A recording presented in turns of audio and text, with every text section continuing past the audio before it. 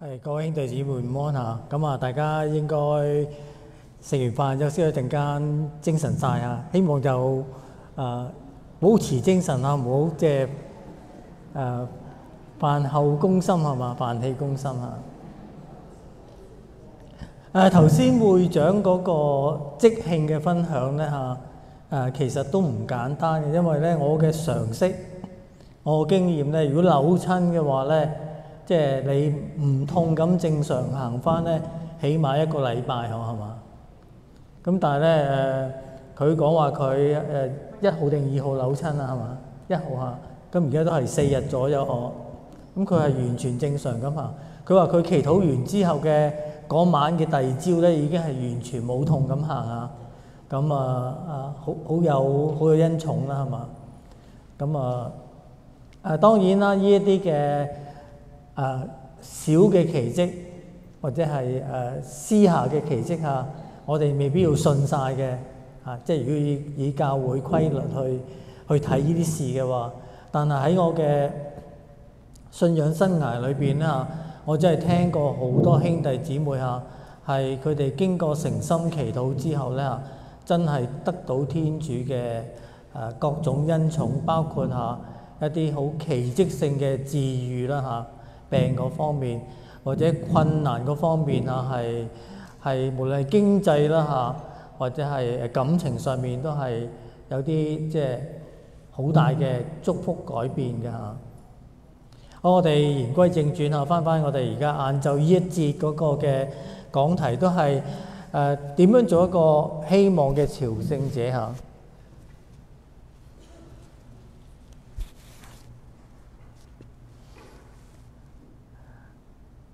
我相信大家咧都有一個經驗，就係話咧信仰其中一個好大嘅挑戰就係我哋信咗天主之後咧，我哋生活嘅困難唔係完全冇晒嘅喎，繼續會病啦，繼續會有經濟嘅困難啦，預計唔到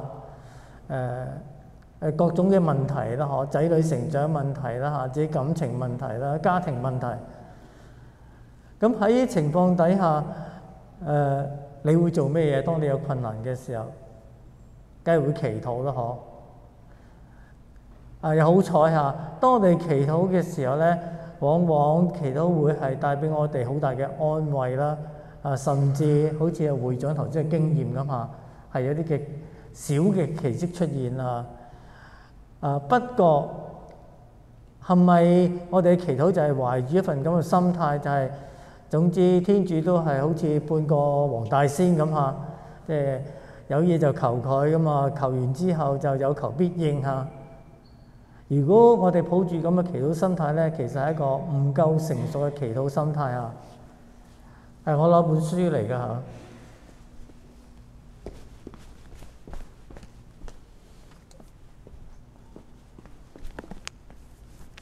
其實好多人都應該見過㗎啦嚇，天主教你嗬。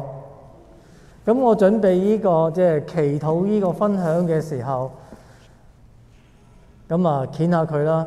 哇！發覺佢俾我想要講嘅所要安排嘅內容咧係豐富百倍嚇，所以咧我到最後咧就跟咗佢嘅內容去做今日嘅分享嚇。好，咁所以如果我哋將呢個祈禱同埋一個有希望嘅朝聖者嘅關係去建立起嚟嘅話咧，我哋應該要知道就係話，要成為一個有希望嘅朝聖者，我哋必須要懂得正確祈禱，而正確祈禱根據天主嘅教理下呢個內容去講嘅話咧，原來有一個好特別嘅重心喺度，就話我哋首先要成為天主一個嘅親密嘅朋友，同佢建立親密嘅關係。當我哋真正認識咗天主之後，呢個認識必然帶出一個嘅期盼，就係永生嘅期盼。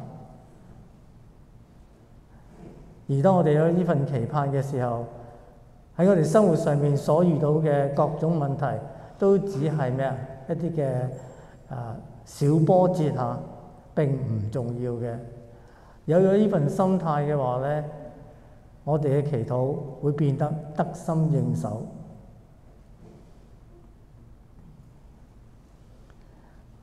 好，咁我哋進入而家嗰個PowerPoint 嘅第一點嚇。我哋好希望透過祈禱去咩啊？令到我哋成為一個更有信德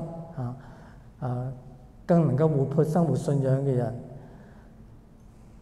但係要達到呢個咁嘅結果嘅話咧，我哋首先要學識一個咩啊？正確嘅祈禱方法。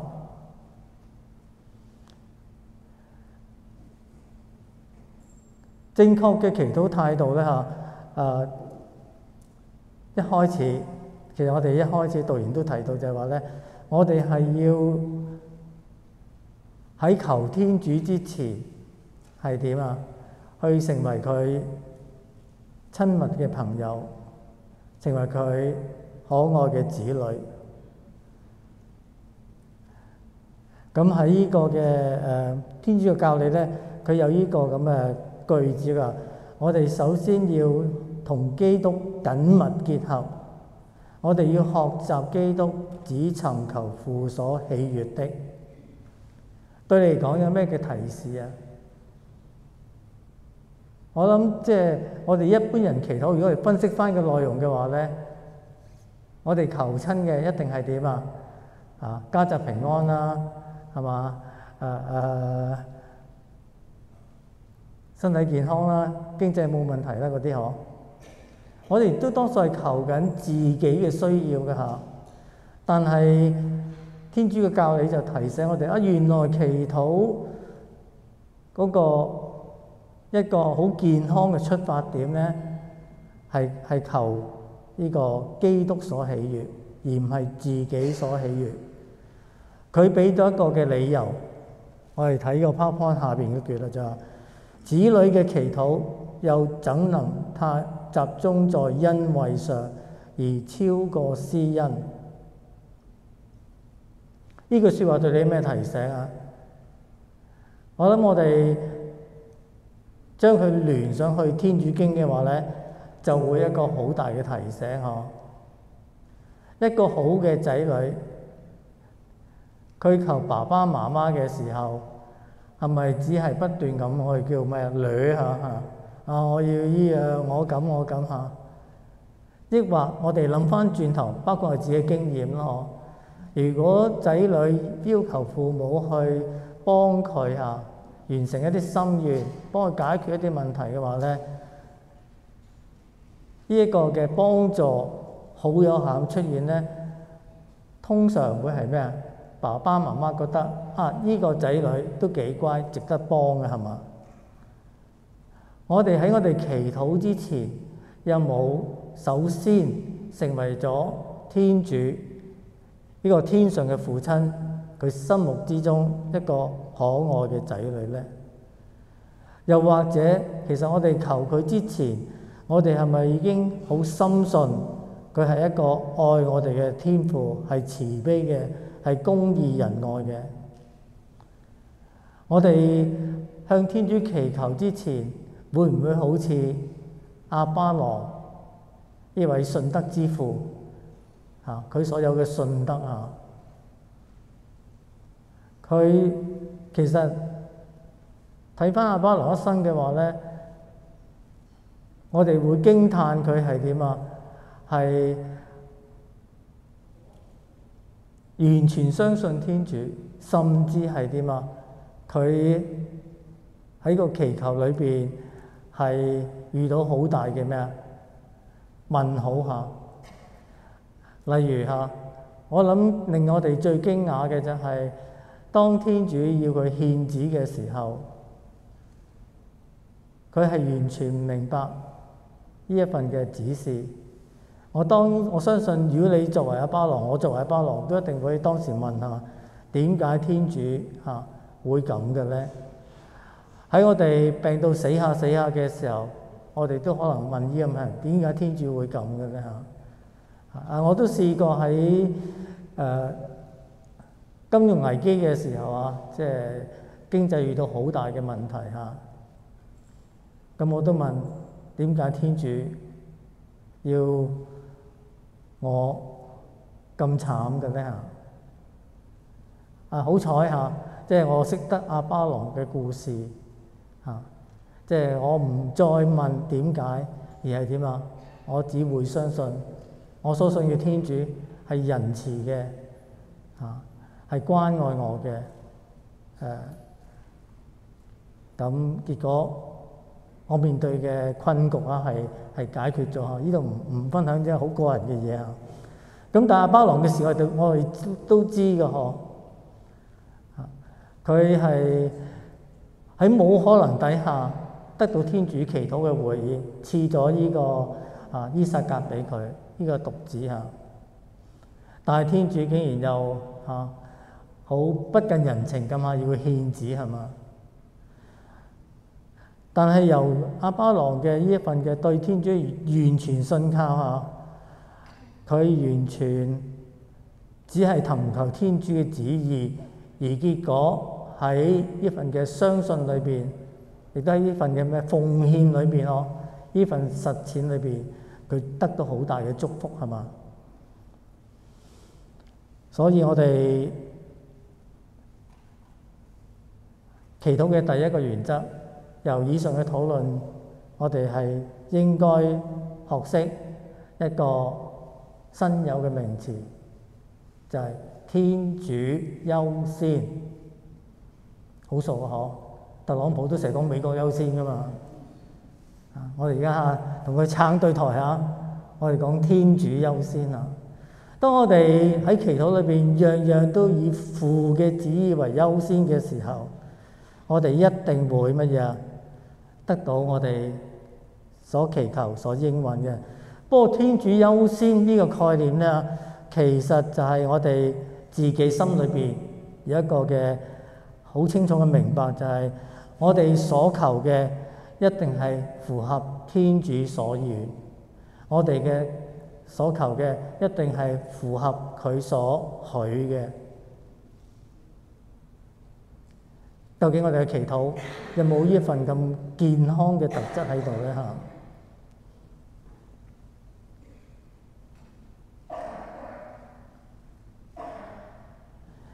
好啦，咁跟住咧，其實我哋 PowerPoint 嘅第二點啦。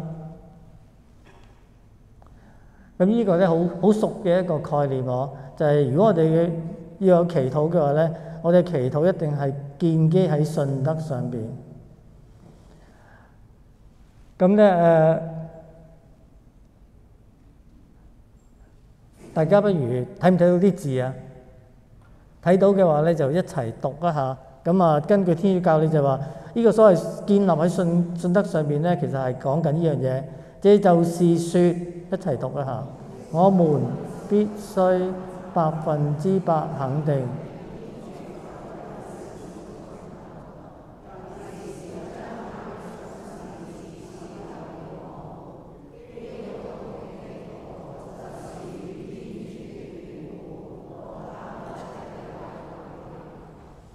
好，呢一段講咗啲咩重要嘅信息俾我哋知道啊？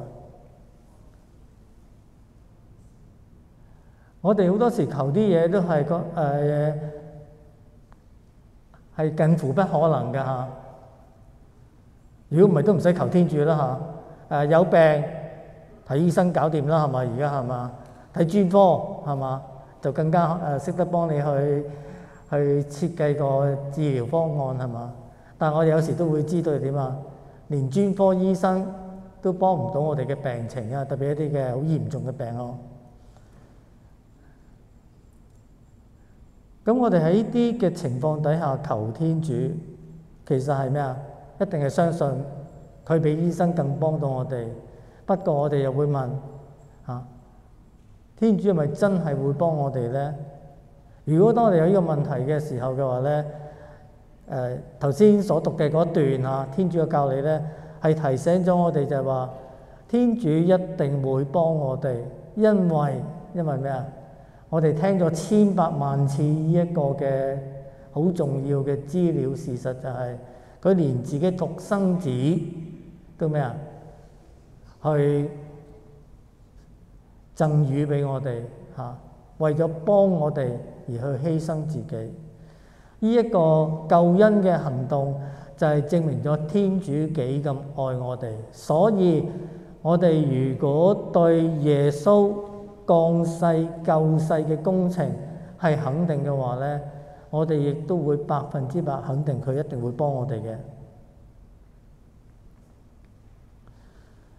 嘅。所以我哋再睇下一句啦。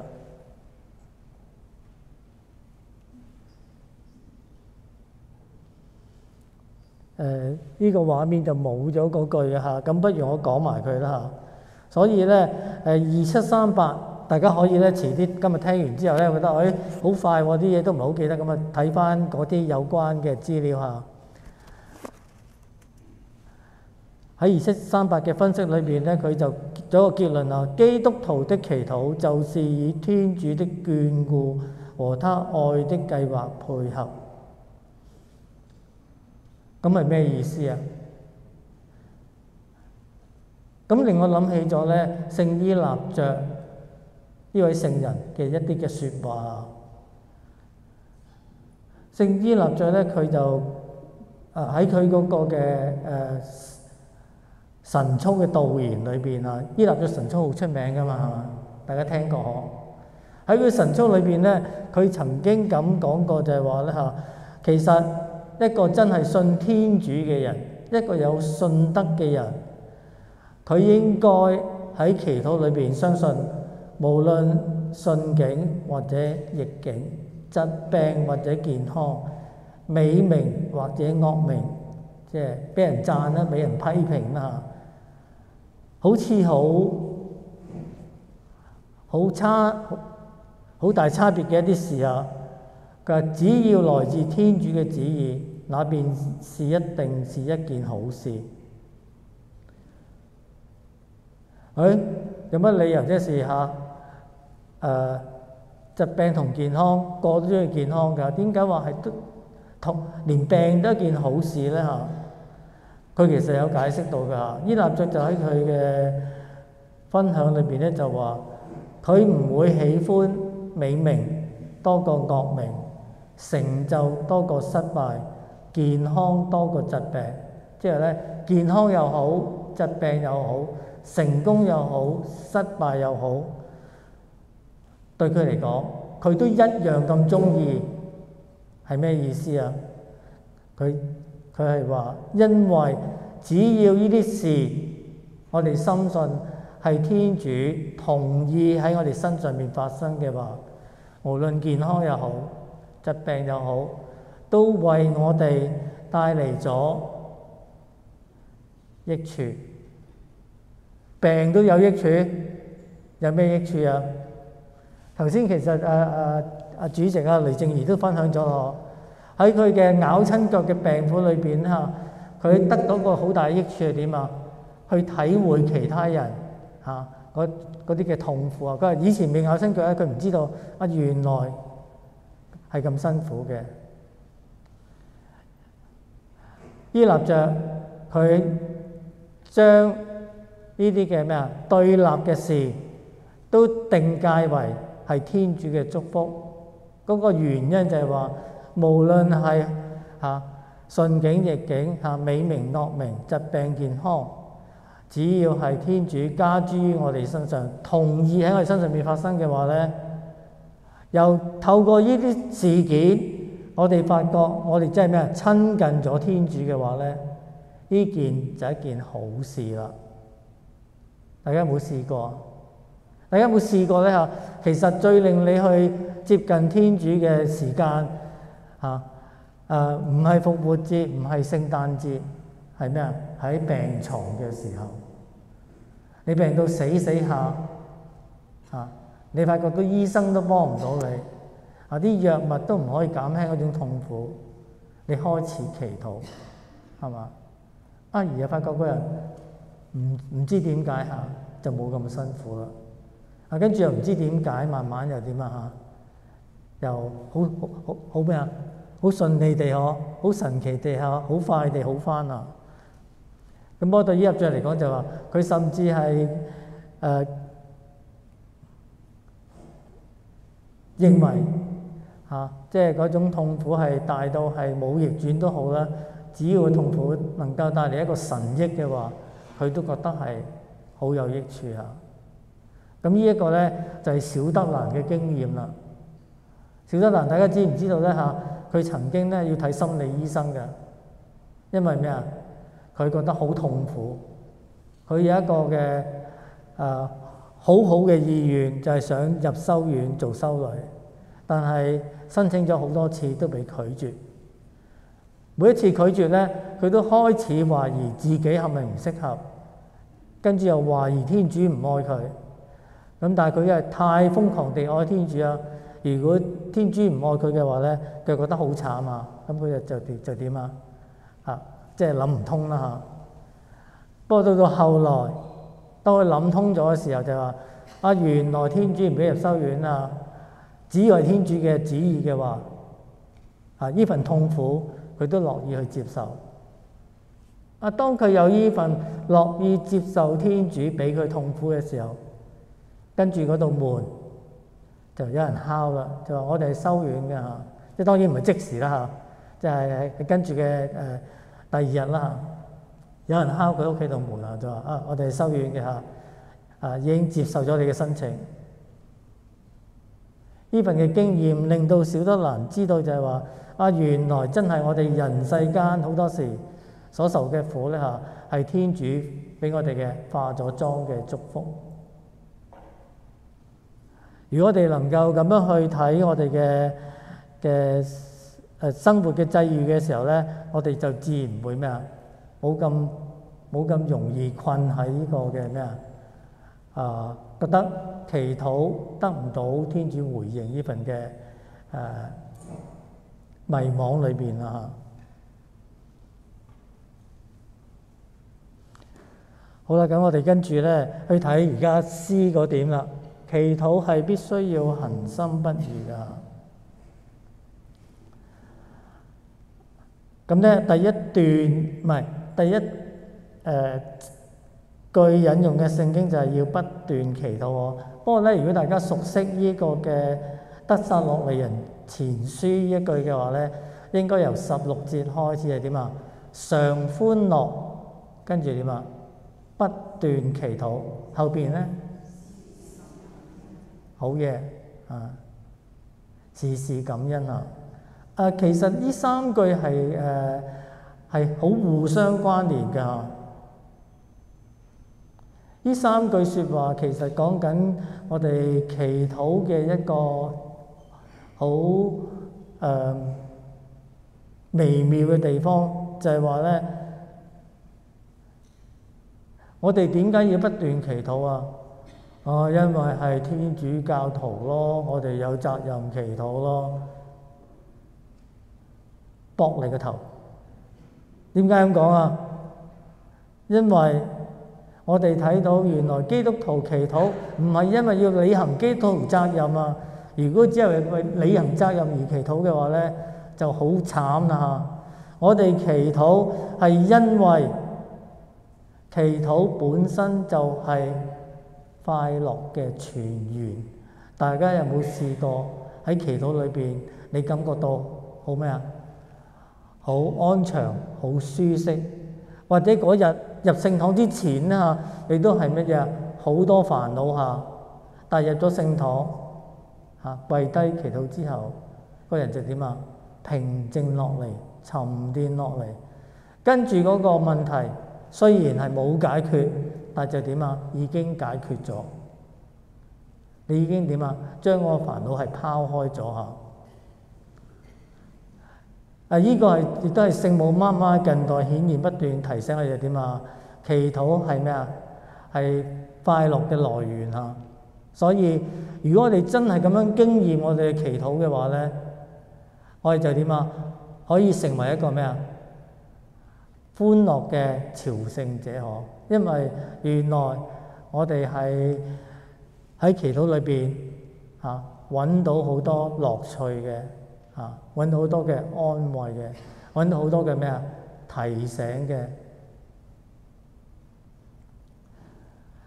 又或者我哋會睇翻下呢種不斷祈禱、事事感恩嘅呢一個提醒咧其實同依納爵嗰個靈修係一樣㗎。大家留意嗰個聖經嘅句子係事事祈禱。事事即係包括咩事啊？好事、壞事係嘛？順境嘅事唔順境嘅事。點解唔順境都要係咩啊？感恩啊！頭先之前第二點已經解釋咗我，因為喺唔順境裏邊嗰個係一個嘅磨練，可能係磨練係嘛？唔順境裏邊嗰個係一個機遇，令到我哋點啊？喺唔順境裏邊先更加感受到天主拯救嘅大能。醫生都幫你唔到但係天主可以幫到你，你係奇蹟地係康復翻。我哋再下一個經節啦，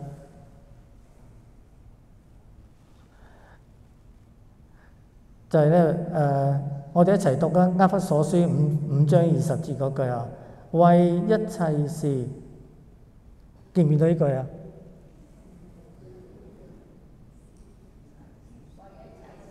為一切事，要因着我們的主耶穌基督之名，時時感謝天主，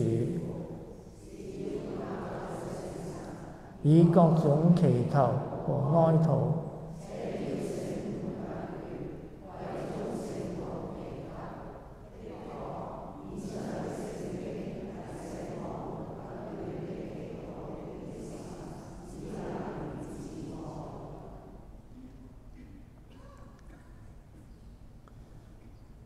大家有冇試過唔識得祈禱嘅？即係唔係唔識啊？唔知點樣祈禱。有時個人亂到咧就點啊？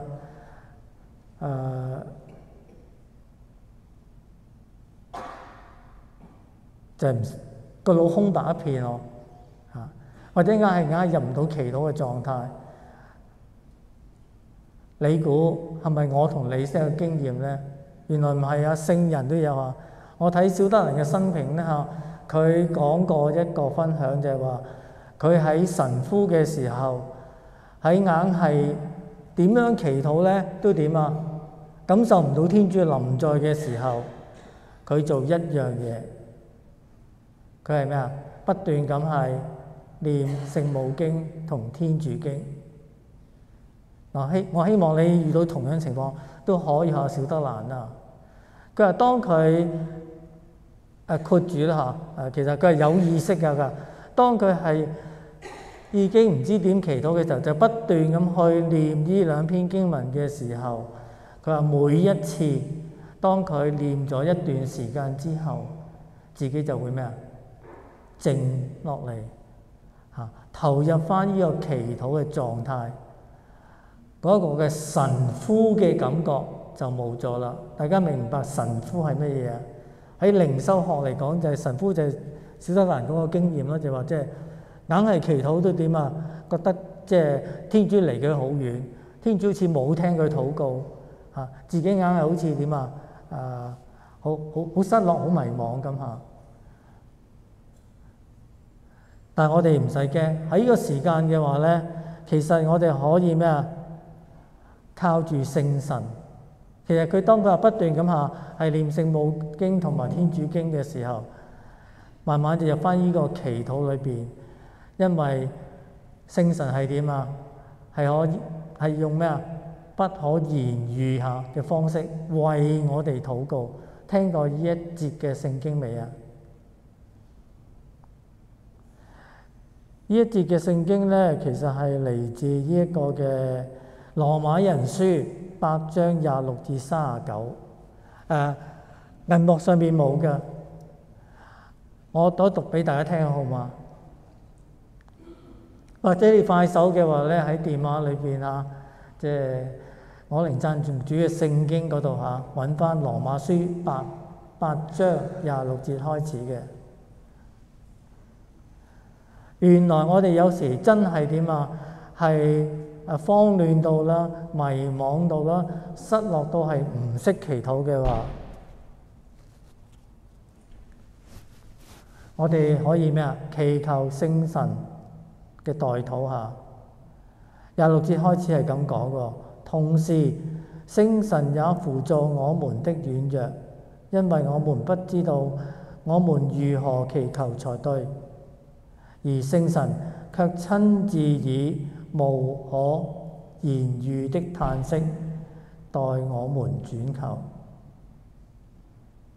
大家細心下翻去再咀嚼呢一句説話。聖神係可以俾我哋更加清楚我哋嘅咩啊嘅處境嘅困境。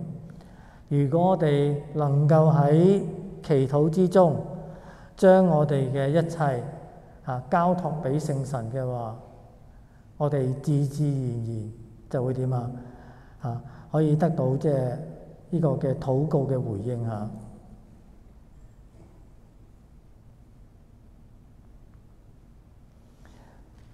好啦，我哋頭先咧就睇到咧就係話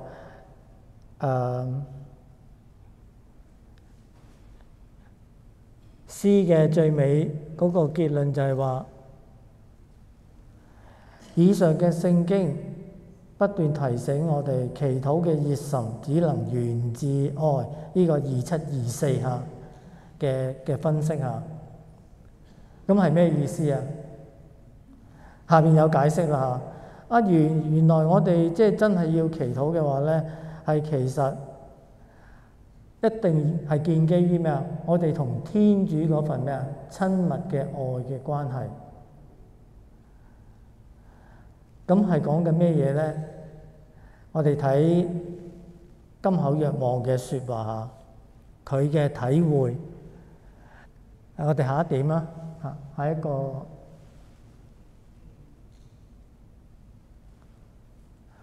係啦，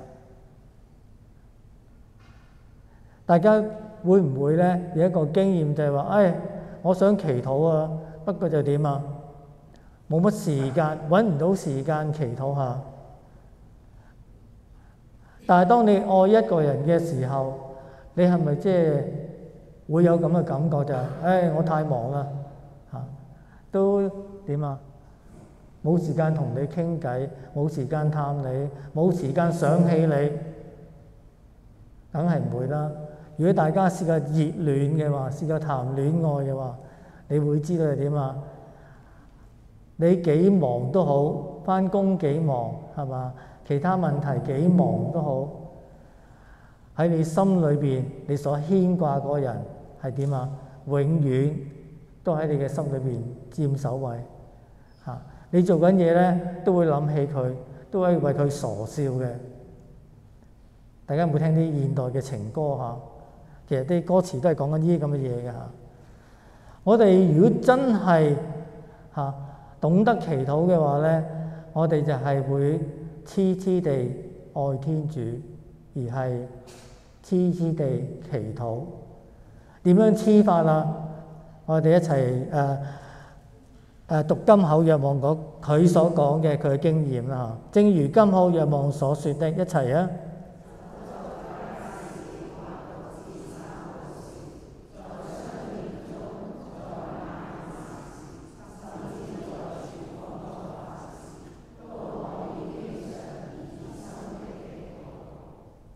你試過未啊？未試過就請你試下，難唔難做啊？梗係唔難做咯，係嘛？煮餸嘅時候點解可以祈禱啊？哇！天主多謝你啊！我今日即係神咩話？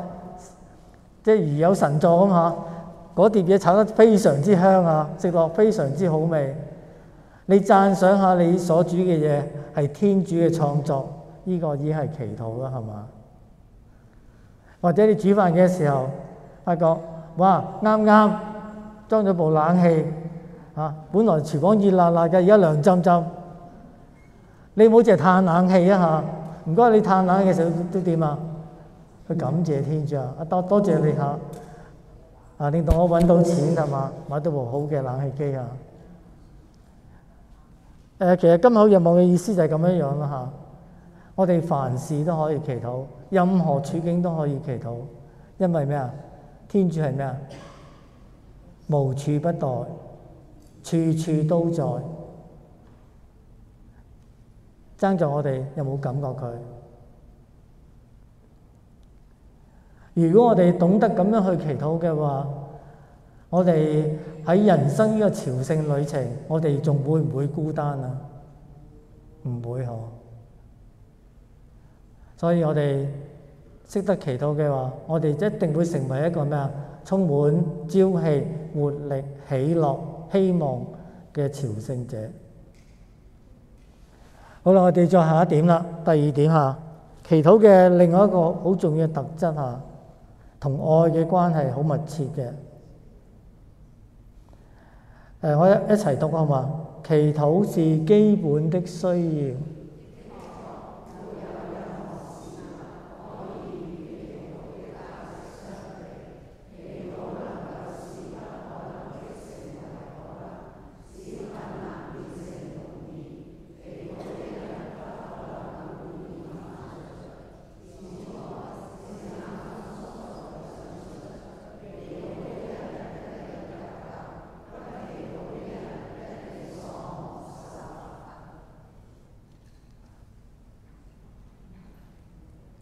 大家仲會唔會話我呢排太忙啊，冇時間祈禱啊？因為一個人如果揾一個藉口話我冇時間祈禱嘅話，佢成世都可以揾藉口嘅，係嘛？讀書嘅時候我要勤力讀書，入大學，入完大學之後咧就點啊？我要學業有所成，先有個好工。又掛住大學嘅功課啦。畢咗業之後就點啊？要喺社會打拼係嘛？建立一個事業基礎。總之由細到我哋死嗰日，我哋都可以好多理由去唔祈禱㗎。不過當你知道就話原來你唔祈禱嘅話咧，你死㗎，你會因為咩啊？聖亞索風講乜嘢啊？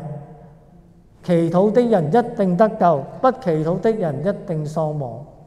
你話我有祈禱啊，我每年咧復活節、聖誕節都會參與彌撒㗎。死啦係嘛？你做呢個即係 CEO 即係大家識呢個笑話嗬？即係有啲天主教徒只係即係聖誕復活返聖堂所以 Christmas and Easter only 或者你話我一日咧得早晚都有祈禱嘅，夠唔夠啊？梗係唔夠啦。頭先講乜嘢啊？我哋要係咩啊？喺廚房有祈禱係嘛？喺街市有祈禱，喺商店有祈禱，返緊工有祈禱。返工點樣祈禱啊？考下大家啦。你返工好勤力咁做好你份工作，並不是因為想升職加薪，而係因為咩啊？你知道做一個勤奮嘅工作員工係咩啊？係天主所悅納嘅，天主所欣賞嘅。做一個對社會有貢獻嘅人，係我哋基督徒嘅本分。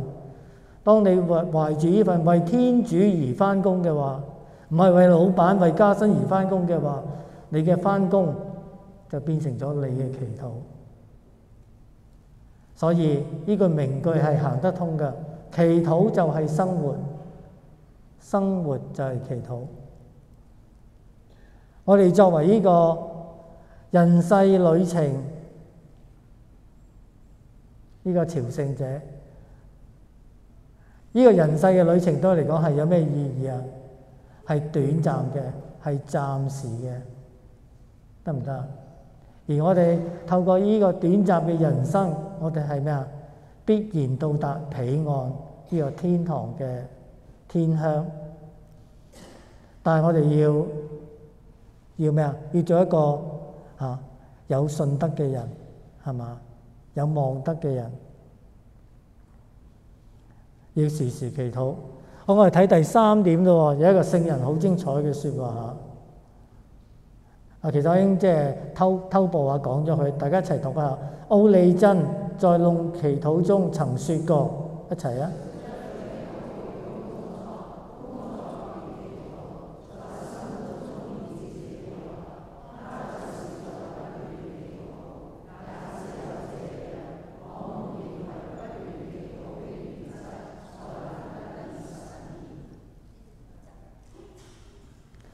咁呢個不斷祈禱咧，好似我哋朝早都有提過再詳細講翻一次啊。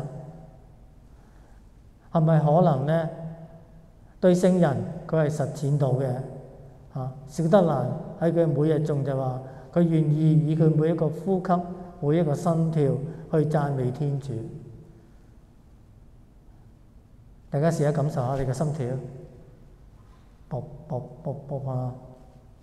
如果你真係咁醒覺，就話每一跳都係讚美天主噶，哇！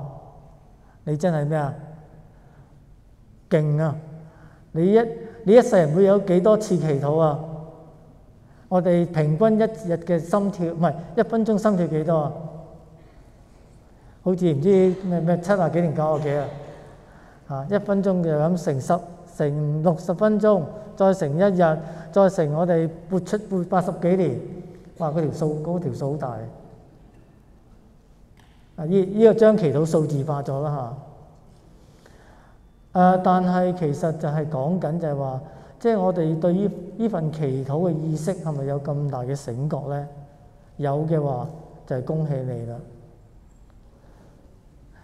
咁啊，另外一個即係將祈禱同生活去實踐拉上好大關係，而令我哋成為一個即係有活力嘅希望朝聖者咧，就係咩啊？呢個係咪聖德蘭修女啊？加爾各答佢提我哋應該要點啊？懷大愛做小事。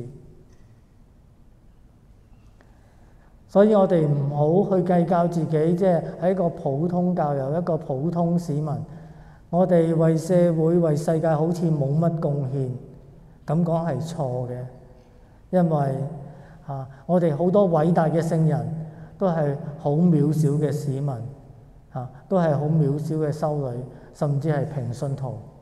但係當我哋懷住大愛去每一分去為天主而生活嘅話，佢哋就成就咗大事。好啦，我哋去到跟住再另一個分析啦。咁呢個咧就會講得好快㗎嚇。頭先講到祈禱咧，啲正確態度啦，我哋都即係學識咗之後咧，就幫助好大㗎。不過學識咗就未必會點啊做到出嚟喎。點解啊？因為人係咩啊？惰性㗎嘛，人係有罪性㗎嘛，係軟弱㗎嘛。我哋明知祈禱好，不過咧，我哋都點啊？未必會去做到，時時去恆心祈禱熱心祈禱用心祈禱。最尾個字提大家留意就係用心祈禱，係聖母媽媽近代顯現咧，提醒我哋一個嘅關於祈禱嘅態度啊！我哋嗰時咧念經係點啊？念口簧咁，念完咧左耳入右耳出，但係其實咧念經當然係點啊？用心嘅話咧就好緊要㗎。點解咧？因為相對於用心咧，我哋有時咧會係分心㗎喎。請落下一個PowerPoint，我哋一齊讀啊！點解係分心啊？一齊讀，分心正向我們。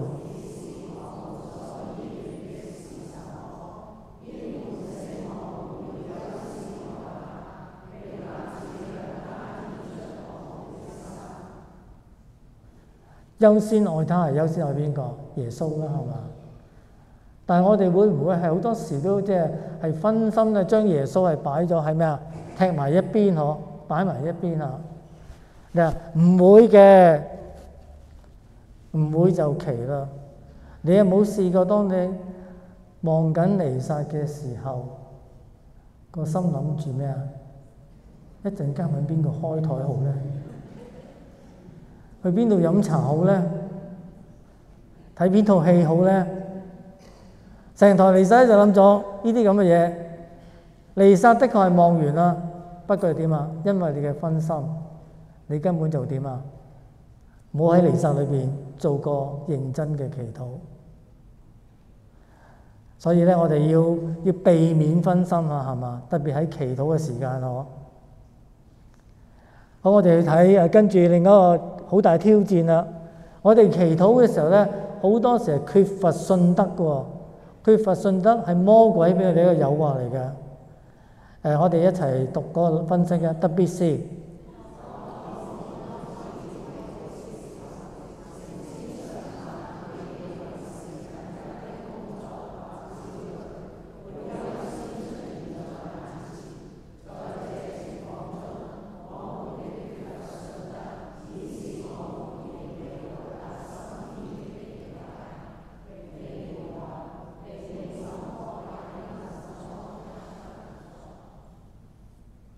明佢提醒我，即係我哋好多時一路係話祈禱啊，天主，我有呢件事啊，我工作好大困難，我經濟好大困難，我健康有啲問題嚇，要幫。但係咧，與此同時就係點啊？喺啲嘅祈禱嘅上一層啊，就俾其他嘢係掩蓋住咯，俾其他嘅日常生活嘅困擾係嘛？呢一段嘅分析咧，令我諗起一個行政嘅經常提出嘅提醒下，我哋好多時做啲嘢咧 urgent but not important， 即係嗰啲事務係要即刻處理嘅，但係其實做咗咧係點啊？解決唔到你即係真正核心重要嘅問題嘅。好，跟住我哋再睇另一個挑戰啊，祈禱嘅另一個好大嘅危機就係懈怠。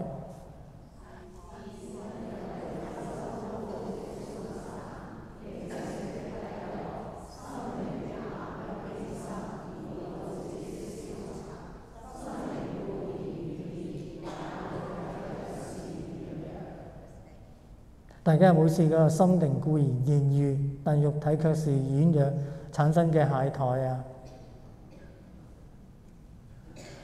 我都好想參加呢個避靜嘅，好想參加四旬期嘅禮儀嘅，不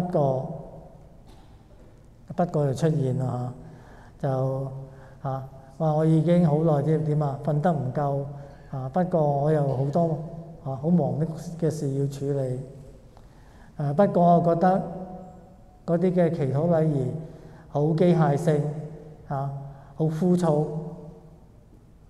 我哋可以揾好多理由去令到自己覺得祈禱並唔係咁吸引，並唔係咁有趣。呢啲就係懈怠。點解出現啊？人性嘅軟弱啦，魔鬼嘅誘惑啦，係嘛？係咪我哋會咁啊？當然唔係啦。耶穌班入室弟子都係咁頭先讀嗰個經文咧，就係心靈固然軟，但肉體卻是軟弱，就係耶穌批評啊門徒喺呢個山園祈禱嘅時候嘅表現啊嘛，係嘛？所以我哋應該由門徒嘅呢一份嘅咩啊軟弱，俾自己一個提醒祈禱並唔係一件容易嘅事要堅持祈禱要唔懈怠咧，係要付出努力嘅。但係付出咗努力之後咧，我哋一定點啊？會有咩啊？好大嘅得着。好，咁跟住咧，我哋再去呢個嘅最尾嗰一段好冇啊？第四點我先睇睇個標題先啦。我哋會睇到就係話咧，原來祈禱嘅其中一個障礙就係話咧，我哋會唔想祈禱。你有冇試過？我求天主求咗咁耐，冇反應嘅，冇好到嘅，情況仲差咗嘅。我哋會因為呢一啲求而不得而去抱怨，跟住就放棄祈禱。但係咧，呢度一齊讀啦，好嘛？D 嗰度抱怨祈禱未蒙垂允。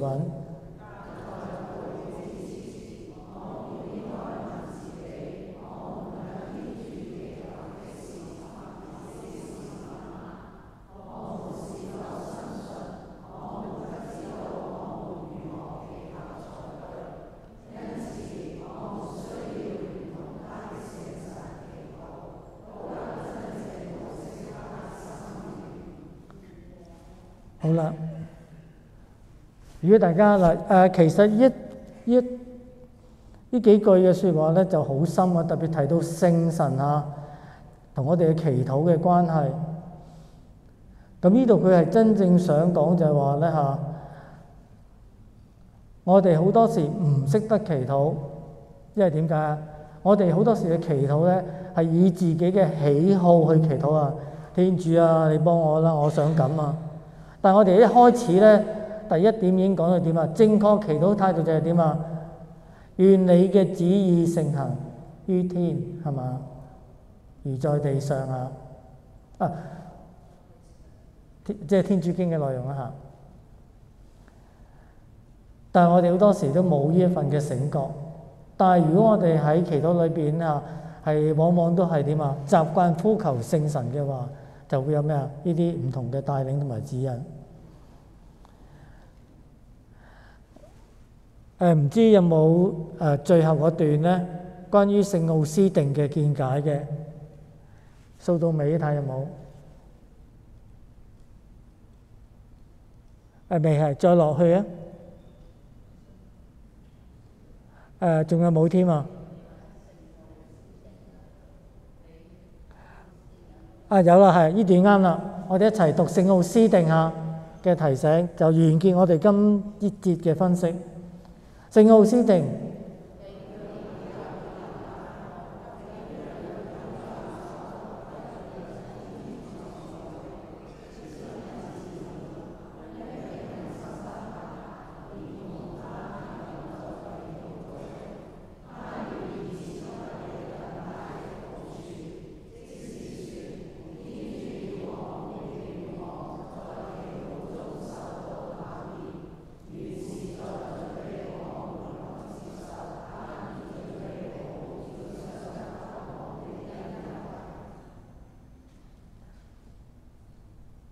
好，願我哋都明白聖奧斯定嘅提醒，願我哋都做一個熱心祈禱嘅希望嘅朝聖者，主佑大家。